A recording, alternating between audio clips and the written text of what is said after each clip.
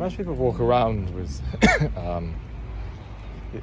lots of ideas in their heads. They say, if I go to Tesco by now, I'll be able to get this.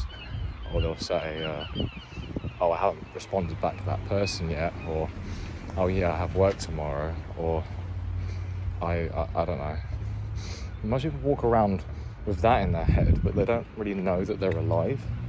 That's not what they embody when they exist, it seems. Most people seem to have filtered that little tiny irrelevant detail from their lives. Like, I'm sure if you could tell someone that they're alive, they'll be like, oh yeah, I know. Eventually. They'll probably make jokes about it being otherwise for a bit. But that's not really like knowing you're alive. Like, if I could tell you that, you know, Greece is in Europe, or I could say that Madagascar is on the bottom right of Africa.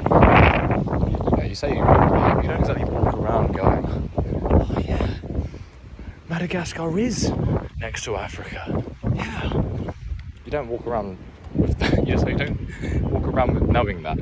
It's quite a similar thing with people being alive. So to know something, you have to be present in the knowledge and have it register on most, if not all, of the levels of your being, from mental, so you think about it, so you can feel it, so you can sense it, so you can act as if that's the case. You know, all of those things have to kind of like sort of like be saying the same thing, I know that I'm alive, to actually know that you're alive. But yeah, it's like we kind of just we got so ramped up in like miniature games, like games such as, like, you know, obligations, got to send this message, I've got to move on to the next task, this person said something to me, got to get back to that, you know, maybe if I move this way, oh yeah, I got to move that, you know, shit like that. What does this person think? You know, stuff like that, which I'd argue maybe really isn't knowledge either, because it's just like weird conceptual, like, snakes and ladders. But if people do know anything, it's more that than anything else.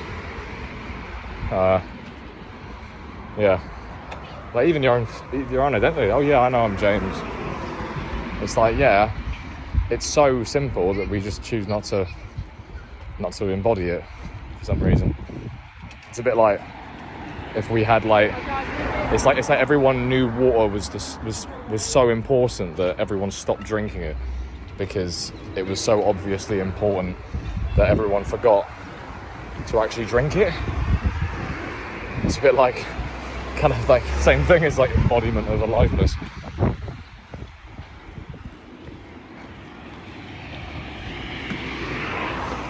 Yeah. And also, obviously life's quite distracting for most people, so they kind of just build it up into a sequence of things to do, or things to not do, or things to think about doing. Oh, what the fuck. It's constant reacting to everything. React.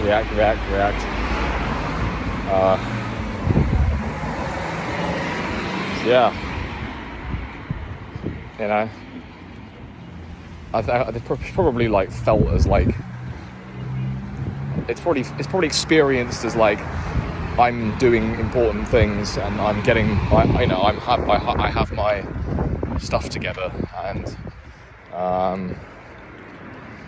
it's what everyone else does, and a thought might come up about a desire to have something like a coffee, and then they'll just immediately react and then have the coffee, but there's no actual like mental space or like breathing room to actually like sort of like lean into the more sort of subtle aspects of existence, like I'm alive and I have a pulse, and I wasn't put on this alley by any particular institution. I actually chose to be here somewhat, maybe a little bit. I can go back the other way if I want. Don't have to, I can go back the other way.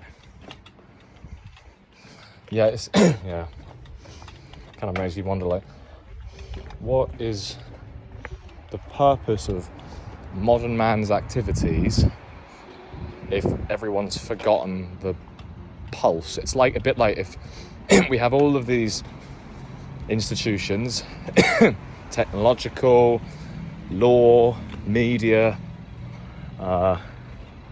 hospitality, health, all of finance, all of these things. And you'd say from a distance, yeah, you need health, you need you need these things, but we've kind of forgotten like the actual heart of it. It's a bit like it's a bit like if we've decided to make loads of really, really complicated recipes, but everyone forgot to eat them.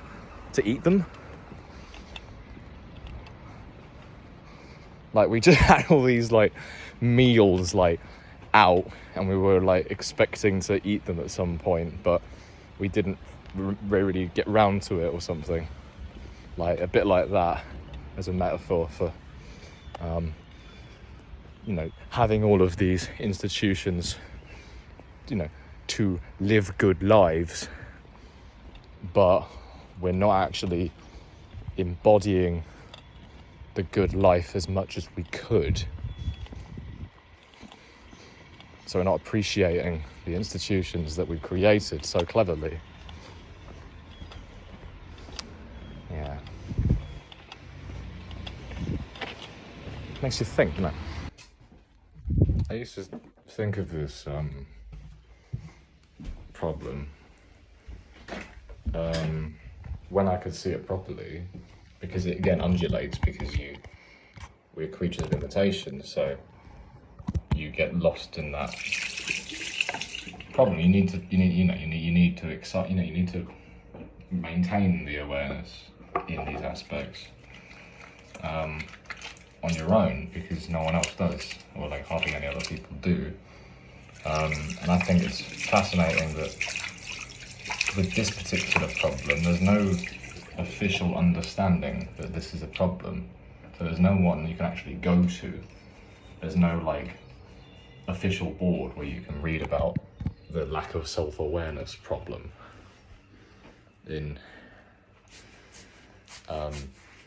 Even in media outlets, you're just going to be sort of deceived.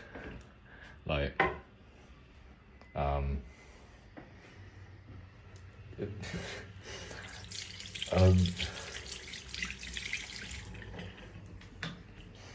people are very, obesity is seen as an issue.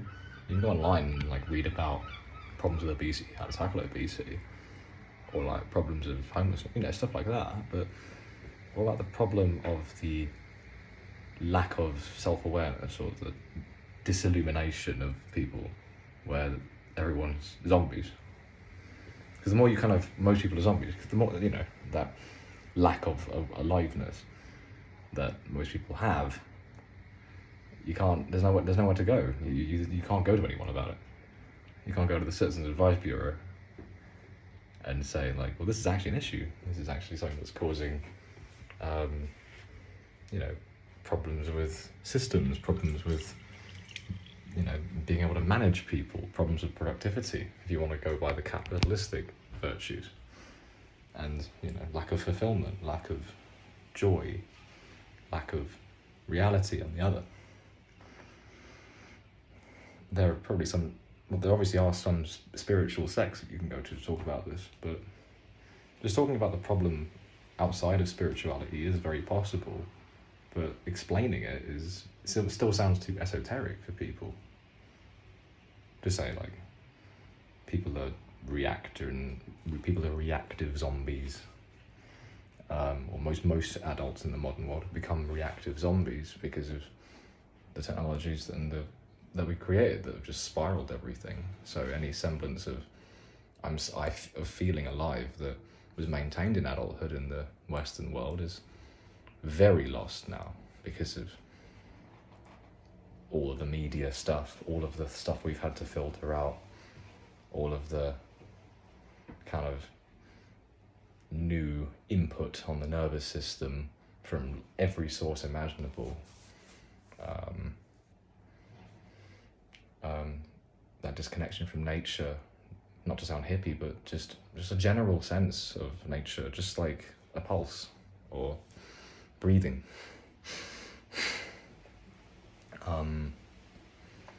Like it seems to me that obvious that most people I walk past or even talk with aren't breathing properly. Like they're not breathing regularly. They're sort of just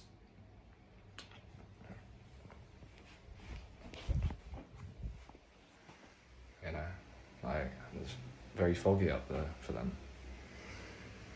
And for me, if I fall into it, things can be done. You can write books. Gurdjieff says you can write books in that space, but you're still asleep.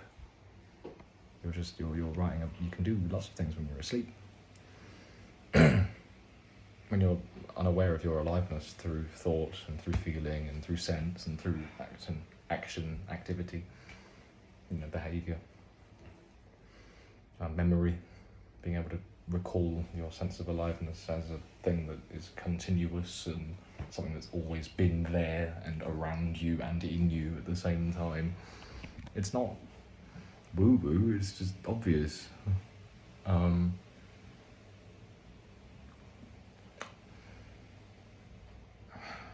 So it's bizarre that there's no official understanding. There's no debate about it. It's like you can't find it anywhere. Or you can try. You find lots of very heated, lively conversations and debates about religion or about politics or about spirituality or economics or what smartphones are doing to the youth. That's something that you can find now. The last one more so now than before, but it doesn't match the running commentary on what's happening, the issues with people, the issues with the economy and the issues with stuff. It doesn't match to what you actually see when you see properly. That's a good one. That's a good line. Me and Kaylin went for a walk only a couple of days ago. We felt like there was something weird was going to happen. I felt something weird was going to happen. And we go and people are just wonky. They're walking this. We saw one guy who's just aimless and he sort of decided to just walk another direction. A lot of people, their eyes are just like this. And I looked doing that. There was a woman who looked a little bit better, who was eating chips, and then she just starts laughing and starts throwing chips to the seagulls, laughing, and then she just throws the paper pack on the ground. She's like, ha ha ha ha ha. And it's just the perspective, just looking at them and seeing what is going on, and then we're just sort of seeing it, and you're like, do any of these people actually know what's happening? Because you can look plainly when you're clear in that mental space. When you're not foggy, you can just look and say, this is the case. This is what's happening. We walked past a family who was walking down the old high street. And they were like, do you know where you're going? And then he was like, no. And these aren't... we're not cherry-picking examples here. I don't know what you'd have to do to show that we're not, because if I said that we saw 50, if I gave you 50 examples, someone could say, well, you're just still picking a minority of 500, But what are we supposed to do? Take a picture of everyone? Every single person? Or take a picture of a crowd and identify all of these people and say, look, all of their eyes are half open. Well, 95% of their eyes are half open. Their mouths are wide open. They're wonky. They're walking very strange. Are they breathing? What was, when you talk about a sense of a health awareness, like obesity, which we are aware of, or cancer, which we are aware of as a collective in some portion of our minds as a problem, but not the big stinking this one of that. Most people are asleep. Most people don't know where they're going. Most people can't recall what they did 10 seconds ago, let alone 10 days ago. It's absolutely completely aimless. Not everyone, certainly there are others. There are certainly groups of people, and people who spend time on their own, people who spend time with others who are aware of this as a problem that is beyond anything particular has caused it. I think to say that it's the government that caused it is just like, well, how did it cause this exactly? You know, like how did it cause such a consciousness problem, not a exploitative problem? This isn't exploitation exactly. This is just a fog, like an M. Night Shyamalan film or The Day of the Triffids, some kind of problem. It's very, very, you know, it's quite general, it's quite esoteric sounding to sort of say, like, you know, it's to sort of say, yeah, that's why, yeah. So yeah, it would be interesting if there was a mainstream discourse about this, like, where at least people could chatter in that small portion of their minds which is active, to say like, oh yeah, we have the problems of the economy, and let's not think, you know, we have to, you know, whatever that is, or, you know, like, or we have the political problems around the world governed by this big lack of self-awareness and lack of self-consciousness that's emergent. I think it's emergent.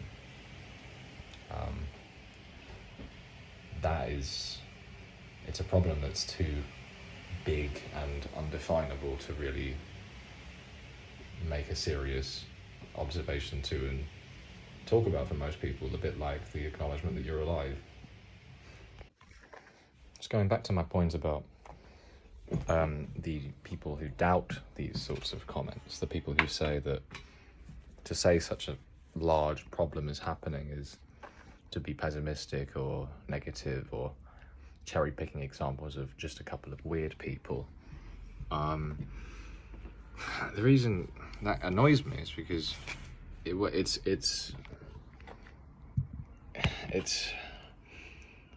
if you're not able to be collectively aware of yourself as an existent alive person, if you can't even get that, you're not going to be aware of a problem like this, because you're not aware of yourself. So how are you even, you just see what people normally look like, and you have days that are happy and days that are sad, so you're gonna just blanket it.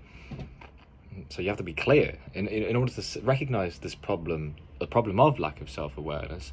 You have to, in that moment, be aware of yourself. You can hypothetically know the problem when you're not aware of yourself, but you're not aware of the problem.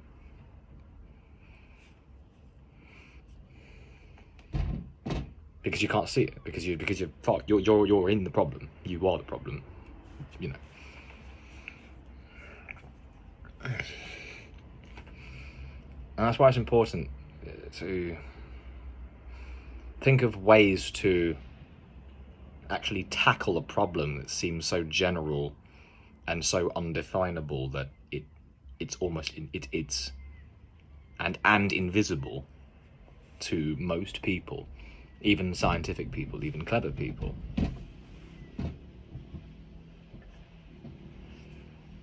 So, yeah, finding a way to actually deliver that to someone, and no matter what state of consciousness they're in, they're like, oh yeah, I can see how all of these things connect, and I can see how I might lack this consciousness, and I can see how I might need to move away from the usual things that I do to find this consciousness that you're talking about existing.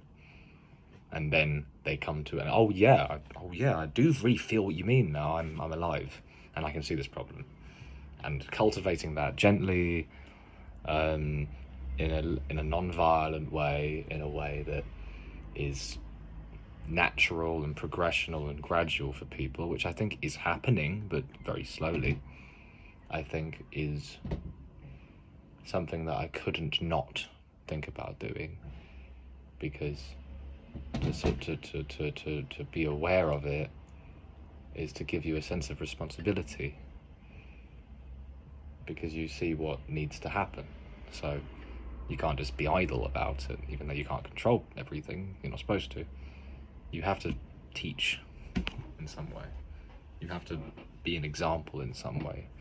you have to be a little bit engaged, or at least a little hopeful. If you're not, at least, you know, ponder on it perhaps. You don't have to do it, but I feel very strange if I didn't.